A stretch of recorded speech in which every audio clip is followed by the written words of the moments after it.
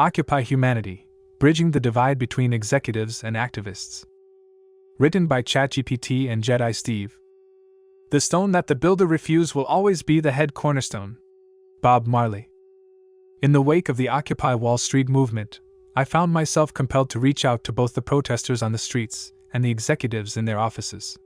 It became clear that each group, in its own way, was disconnected from the other. The executives, perched high in their corporate towers, often lost touch with the realities faced by those protesting outside. Meanwhile, the protesters, fueled by passion and urgency, sometimes lacked the understanding that effective change requires more than mere demands. Have you ever considered the true impact of your words? Demands may win battles, but they can ultimately lead to losing the war. This lesson was vividly illustrated to me 7 years later when the president from a large company in Mexico approached me, seeking ways to quell the unrest caused by protesters. As someone who values sensitivity and methodical approaches, I recognize that many protesters operate from a place of chaos, with little insight into sustainable solutions.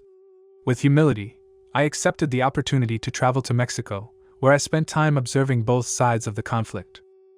My first 2-day trip involved meeting with executives, while my second trip focused on connecting with farm workers. One poignant moment came when protesters recounted the tragic story of a 5-year-old child who had perished in a fire. The farm workers were understandably furious, while executives seemed reluctant to accept any responsibility. It was a deeply sad reality, but I reminded the executives that, although they weren't directly at fault, they could take ownership by creating solutions that would benefit their community. Compassion emerged as a powerful force in my interactions. By channeling the anger and sadness I witnessed into pure love, I created compassion, the most productive energy in the universe. When we align with compassion, we clear the path for meaningful change. Through this lens, I connected with a remarkable woman who had founded a school to support the children of farm workers. During my second visit to Mexico, I made it a priority to encourage her to expand her efforts by starting a second school. Despite her doubts about her impact, our 3-hour heart-centered conversation reassured her that her work mattered. In less than 4 months, the second school was up and running, all accomplished without a budget, merely by covering my expenses. This experience taught me that resolving conflicts begins with understanding all perspectives without bias. It raises essential questions for businesses. How can you humble yourselves to work alongside the communities you serve? How can problems be addressed before they escalate?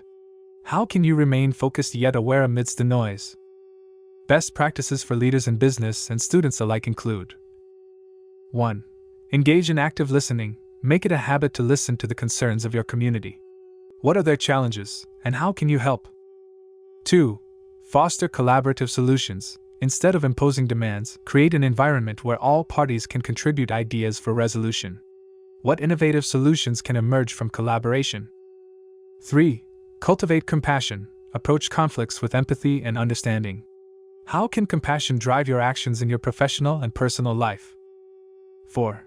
Stay grounded in values. Remind yourself of the core values that guide your actions. What principles will you uphold when faced with challenges? 5. Seek continuous improvement. Embrace feedback and adapt your strategies. What lessons can you learn from each experience? As we navigate the complexities of our world, let us remember the power of connection, understanding, and compassion. Jedi mode activated. What do you guys think?